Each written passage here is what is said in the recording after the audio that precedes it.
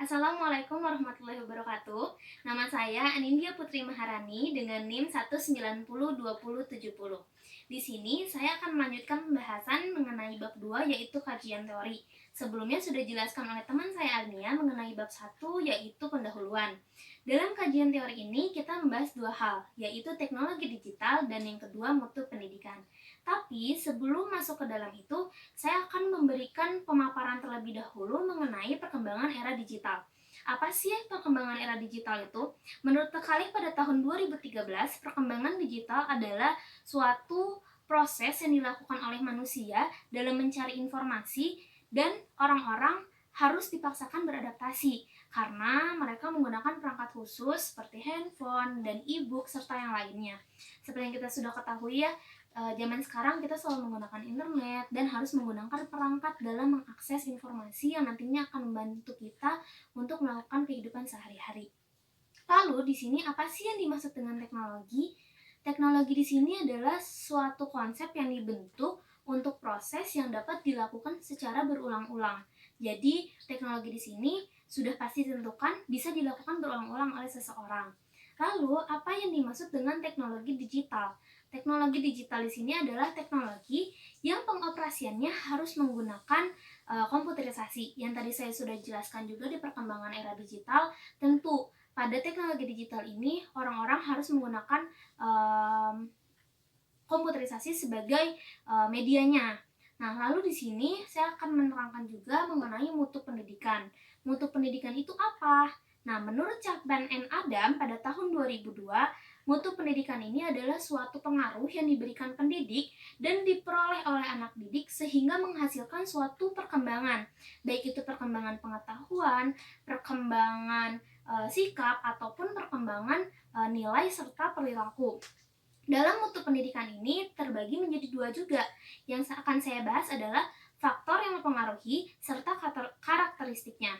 Nah, faktor yang mempengaruhi di sini ada tiga. Yang pertama, bagaimana seseorang itu melakukan suatu proses.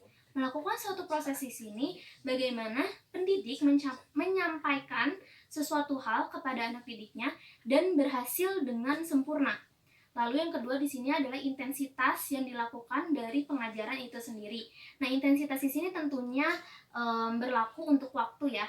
Jadi misalnya anak didik dan pendidik sudah berkomitmen untuk melakukan pendidikan selama jam yang sudah ditentukan. Misalnya dari jam 7 pagi hingga jam 3 sore. Ya sudah, di luar itu tidak ada pengajaran yang dilakukan lagi di dalam kelas.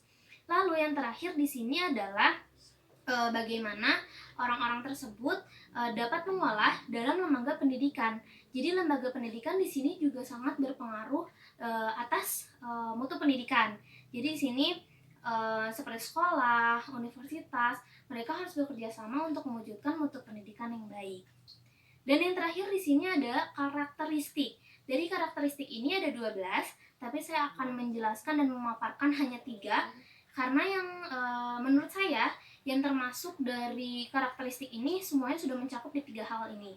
Tapi akan saya sebutkan. Yang pertama ada kinerja, waktu wajarnya, handal, lalu daya tahan, indah, hubungan manusiawi, mudah penggunaannya, bentuk khusus, standar tertentu, konsistensi, seragam, serta mampu melayani. Nah, di sini yang akan saya jelaskan pertama itu mengenai kinerja.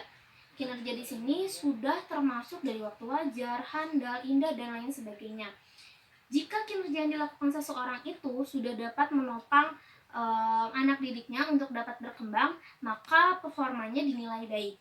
Lalu yang kedua di sini karakteristiknya adalah harus menjalin hubungan manusiawi. Apa yang dimaksud hubungan manusiawi di sini adalah orang memiliki hak dan kewajiban yang sama, seperti anak didik yang memiliki hak yang sama untuk mendapat pengajaran dan pengajar yang memiliki kewajiban untuk memberikan pengajaran yang sama bagi anak didiknya. Begitupun sebaliknya. Lalu terakhir di sini karakteristik yang akan saya jelaskan adalah mampu melayani. Jadi selain tadi kinerjanya sudah baik, lalu ada hubungan manusiawi, tentu rasa mampu melayani itu harus tumbuh sehingga dapat terjalin komunikasi yang baik antara pengajar dan anak didiknya. Begitu sekiranya yang dapat saya sampaikan. Mohon maaf apabila ada kesalahan.